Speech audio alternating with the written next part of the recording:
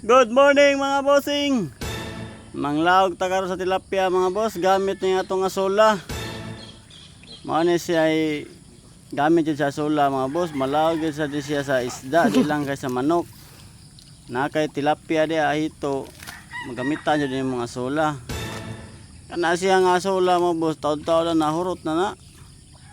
Nya kada di ako asola mga boss na siya sa gold duckweed. Pero kanang duckweed, parehas na sila benefit sa atong mga hayupan. Bay-ubay sa din ato ang asula mga boss. Kani siya ang kahon nga naay asula, wala ni siya isda. Kay kung naa ni siya isda, maanam ra ni kahurot ang atong asula. Nya kay wa man siya isda, mo na ang asula nakadaghan gina siya diha. Nya kay bay-ubay man sad ni kahon sa tupispan mga boss.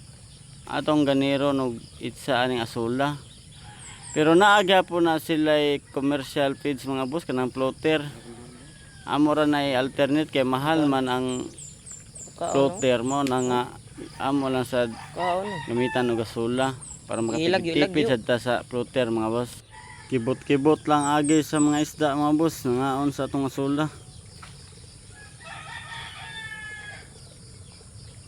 Tawa yung isda lungas kayo kay ningaon sa asula. So, mga boss. Right.